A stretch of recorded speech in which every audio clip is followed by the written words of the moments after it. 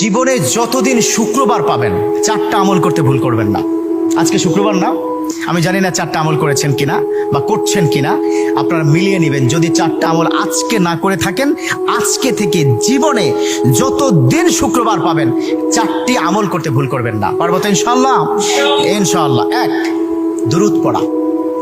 আমার বিশ্বনবী দুরূদ সম্পর্কে কত অসাধারণ কথা বলেছেন। একজন সাহাবা এসে বললেন, ইলা রাসূলুল্লাহ সাল্লাল্লাহু আলাইহি ওয়াসাল্লাম, ও নবী, আমি যদি আপনার প্রতি দিনের 1/3 ধরে দুরূদ শরীফ পড়ি আমি কি নিয়ামত পাবো?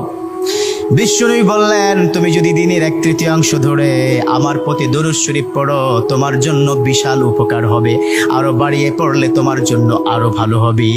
সাহাবা মহা খুশি হয়ে গেলেন, ইয়া রাসূলুল্লাহ, আমি দিনের অর্ধেক সময় জুড়ে যদি আপনার প্রতি দুরূদ শরীফ পড়ি তাহলে কি হবে?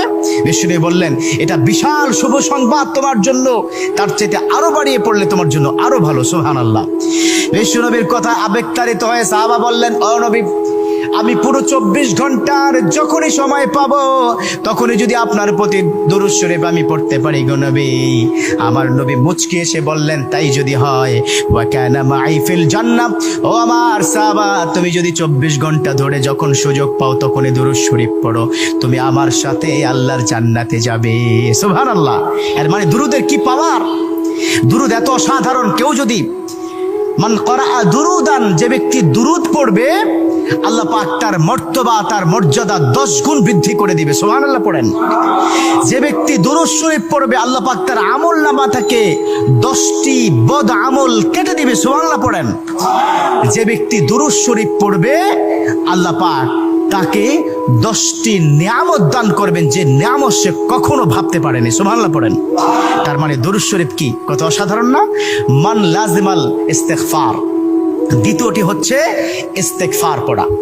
জুমার দিনে অবশ্যই ইস্তেগফার পড়বেন।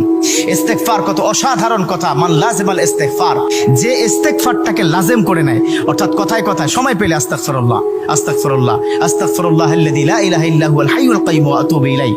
কোথাও ভুলে হয়তো একটু ফেসবুকে কোন একটা নারীর ছবি চলে আসলো, আস্তাগফিরুল্লাহ স্কিপ করে দিল। এরকম ইস্তেগফার যে ব্যক্তি লাজিম করে নিল, কথায় কথায় সুযোগ পেলে যে ইস্তেগফার পড়ে, আল্লাহ পাক তার পিছনের গুনাহগুলো ক্ষমা করে দেয়। সুবহানাল্লাহ। তৃতীয় নম্বর কাজ দেব, জুমার দিনে ভুল করবেন না, সেটা হলো ফজরের নামাজটা আদায় করতে ভুল করবেন না। এখন যদি আমি জিজ্ঞাসা করি, মাশাআল্লাহ, এখানে যতজন আছেন আজকে ফজরের নামাজ পড়ছেন কিনা, মনে হয় না আমি খুব বেশি পাবো যে ফজরের নামাজ পড়েছেন। আর 4 নম্বর যেটা হচ্ছে, জুমার দিনে, যতদিন জুমার দিনে আপনি পাবেন সবার আগে মসজিদে প্রথম কাতারে আসবেন। বিশ্বনবীর হাদিস যে প্রথম কাতারে সর্বপ্রথম মসজিদে প্রবেশ করবে, রব্বে কারীম তার আমল নামায় উটের গায়ে যে পরিমাণ পশম থাকবে সম পরিমাণ পশমের সওয়াব তার আমল নামায় আল্লাহ পাক দিয়ে দিবে। সুবহানাল্লাহ। তা 4টা আমল করবো তো ইনশাআল্লাহ? আল্লাহ পাক কবুল করে নিক। আমিন।